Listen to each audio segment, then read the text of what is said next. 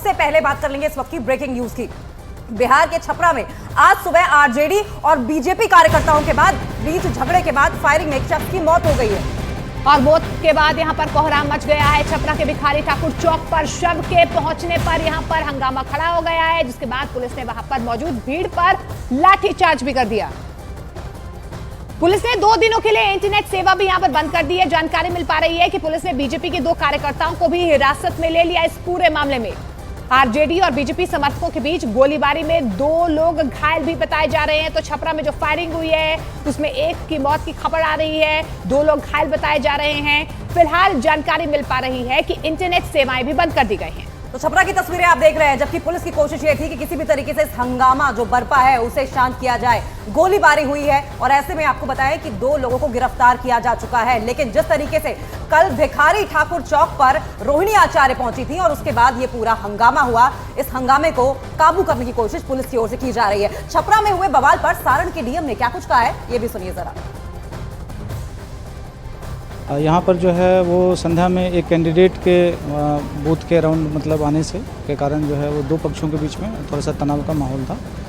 और तनाव के माहौल के बाद जो है हम लोगों ने यहाँ पर विशेष निगरानी भी रखी थी, हमारी पेट्रोलिंग टीम भी थी और यहाँ पे जो हम लोगों ने डेपुटेशन भी किया था। और इसी आसपास में जो है आज सुबह 7:30 बजे ऐसी सूचना मिली कि यहाँ पर दोनों गुट के जो समर्थक थे उनके बीच झड़प हुई और हाँ बीजेपी और आरजेडी और दोनों गुट के समर्थक के बीच में गोलीबारी हुई, जिसमें एक को गोली लगी, उनकी मृत्यु हो गई है और एक अभी घायल हैं और एक और भी हैं जो घायल हैं। तो टोटल 1 मृत्यु है और 2 घायल हैं। और ऐसे के बाद पुलिस छपरा में कैंप कर रही है। पुलिस ने अब तक 2 लोगों को गिरफ्तार भी किया है। वहीं अफवाह की वजह से छपरा में 2 दिनों तक के लिए इंटरनेट सेवाओं पर बैन कर दिया गया है। पुलिस कार्रवाई कर रही है, यहाँ पे कैंप कर रही है। हमने 2 दिन के लिए इंटरनेट बंद कराने का भी आदेश दिया है और सभी क्षेत्रों में पुलिस को एक्टिव किया है। जो हमें पता चला है, जो घटना कारित किए हैं, उनमें से 2 लोगों को पुलिस ने अरेस्ट भी किया है। और सभी से अपील करूंगा शांति बनाए रखें, जिसने गलत किया है उसके ऊपर कार्रवाई होगी। अगर कोई इंसाइट करने का कोशिश करेगा मॉब को, उसके ऊपर भी कार्रवाई होगी। जिसने भी इस घटना के पीछे इंसाइटमेंट में काम किया होगा उसको भी चिन्हित करके सख्त कार्रवाई की जाएगी।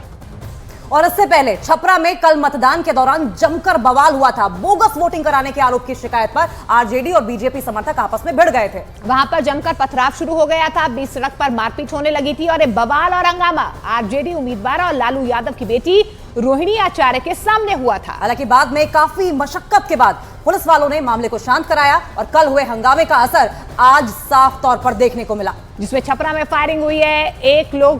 आपको बता दें, एक शख्स की मौत की खबर सामने आ रही है और उसके बाद यहाँ पर बवाल शुरू हो गया, जिसके बाद छपरा का भिखारी ठाकुर चौक छावनी में तब्दील हो गया। 5 तस्वीरें आपकी टीवी स्क्रीन पर देखिए किस तरीके से छपरा में ये बवाल बढ़ता चला गया, जिसमें एक शख्स की मौत हो गई।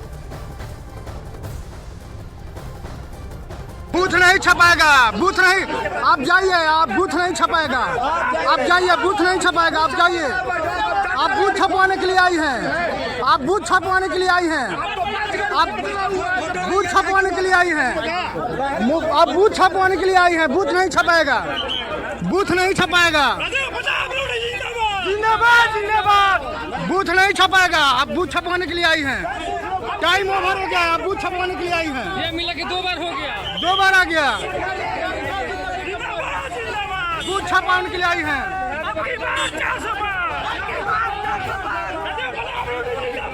बूथ छपवाने के लिए आई हैं। बूथ नहीं छपाएगा, बूथ नहीं छपाएगा, आप जाइए, आप जाइए, बूथ नहीं छपाएगा, जाइए, आप बूथ नहीं छपाएगा, जाइए।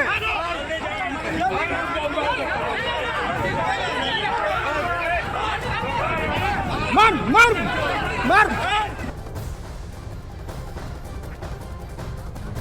तो रोहिणी आचार्य जब भिखारी ठाकुर चौक पर पहुंची थी बूथ नंबर 318 पर, तब किस तरीके से उन पर आरोप लगने लगे कि आप बूथ कैप्चर करने के लिए आई हैं और इसके बाद ही यह हंगामा जो है वो और ज्यादा बढ़ता चला गया। सारण से लोकसभा की प्रत्याशी हैं आरजेडी की ओर से। वहीं आरजेडी नेता और छपरा से उम्मीदवार रोहिणी आचार्य ने पूरे बवाल पर सफाई भी दी है और ये कहा कि एक कैंडिडेट होने के नाते वो बूथ पर गई थी और इसके साथ ही आरोप ये भी लगाया कि बीजेपी के कार्यकर्ता गुंडे हैं। एज अ कैंडिडेट हमको अधिकार है, हर एक बूथ पे आप लोग भी सब कोई थे मेरे साथ, वहाँ पे हम बूथ लूटने गए थे कि गए थे देखने के लिए कि कितना पोलिंग हुआ क्या हुआ। उसमें से एक ये जो भाजपा वाले जो गुंडे हैं वो बैठे हुए थे अंदर में। उनसे पूछे हम कि आप वोट डाल दिए, तो बोला कि हाँ डाल दिए। तो हम फिर अंदर क्या करने, आप बाहर निकलिए। उसी पे ये लोग भद्दी भद्दी मुझे गालियाँ दी गई है। उसके बाद से ये लोग पत्थर, बांस और डंडा लेकर के मेरे ऊपर जानलेवा हमला हुआ है। और उसके बाद से मेरे कार्यकर्ता को आज सुबह सुबह मार दिया गया। और जेडीयू प्रवक्ता नीरज कुमार ने कहा कि इतिहास गवाह है कि लालू या फिर लालू का परिवार जब जब चुनाव लड़ा है उपद्रव हुआ है। जो वीडियो फुटेज आया है उसमें माननीय रोहिणी आचार्य के साथ भोला यादव कैसे दिख रहे हैं। भोला यादव जी तो दरभंगा के रहने वाले हैं, तो आखिर वहां कैसे नजर आ रहे हैं। इस सवाल पर चुनाव आयोग को गंभीरता से कार्रवाई करनी चाहिए। साथ ही साथ लालू जी के पूरे परिवार और पूरे सिस्टम का मोबाइल का जांच होना चाहिए। वहीं आरजेडी नेता तेजस्वी यादव ने कहा है कि कुछ लोग ऐसे हैं जो हार की बौखलाहट की वजह से ऐसे काम कर रहे हैं।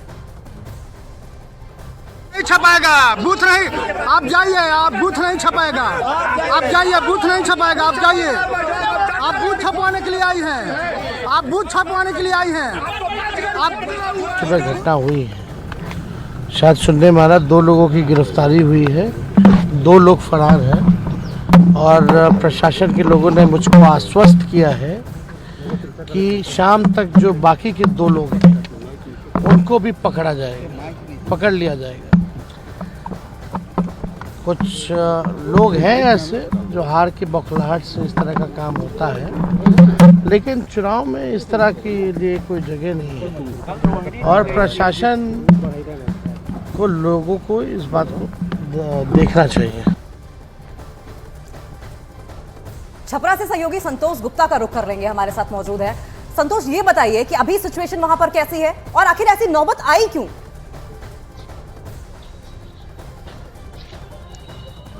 देखिए, जैसा कि तमाम तस्वीरें सामने हैं, कल रोहिणी आचार्य गई थी वहाँ बूथ पर अपने भ्रमण के क्रम में, और वहाँ पे यह हंगामा शुरू हुआ कि वहाँ पे कुछ जो बीजेपी के लोग थे उन लोगों ने अचानक वोटिंग शुरू कर दी। फिर आरजेडी की तरफ से भी वोटिंग हुई और दोनों तरफ से मामला क्लैश हो गया। हालांकि उस वक्त पुलिस ने स्थिति को काबू में कर लिया और रोहिणी आचार्य किसी तरह वहाँ से निकल गई।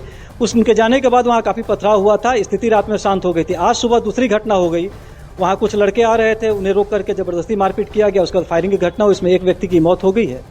तो ये मामला काफ़ी तूल पकड़ लिया। वहाँ पे काफ़ी लोगों में, एक जो जाति विशेष के लोग थे उन लोगों में काफ़ी आक्रोश है। उन लोगों ने आरोप लगाया है कि बीजेपी के लोगों ने मिलकर के हंगामा क्रिएट किया और इसमें एक युवक की हत्या हो गई है और गिरफ्तारी की मांग कर रहे थे। हालांकि पुलिस ने अब तक 3 लोगों को गिरफ्तार कर लिया है और FIR दर्ज करने की बात कर रही है। SP ने साफ तौर पर कहा है कि FIR में जिन लोगों का भी नाम आएगा पुलिस उन्हें बख्शेगी नहीं। स्थिति को कुल मिलाकर शांतिपूर्ण तरीके से निपटाने की कोशिश की जा रही है।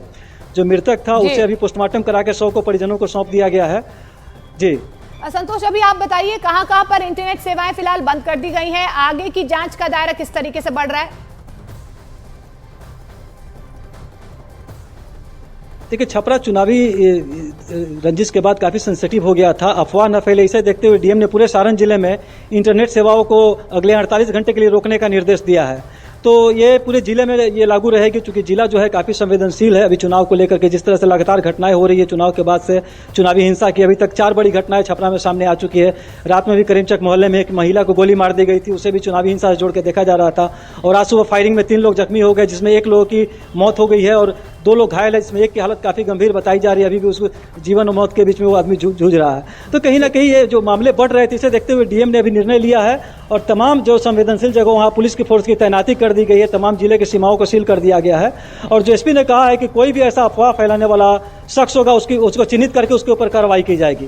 तो ये जो इंटरनेट बंद करने की जो कार्रवाई है पूरे जिले में लागू रहेगी, जैसा कि SP ने कहा है। ठीक है संतोष, ये बताइए, बॉडी को पोस्टमार्टम के लिए रखा गया था और ऐसे में आरजेडी कार्यकर्ता बॉडी को छीन कर ले जाने की कोशिश करते हैं, ये किस तरह की गुंडागर्दी है?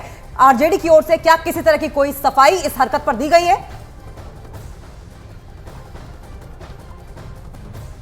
नहीं देखिए, ये नेचुरल जो होता है एक आक्रोश था, चूंकि हत्या हो गई थी, हत्या के बाद पुलिस ने कोई कार्रवाई उस वक्त नहीं की थी, इसलिए पोस्टमार्टम के बिना पोस्टमार्टम कराए ही लोग बॉडी को लेकर के वहां जाम करने के लिए चले गए थे।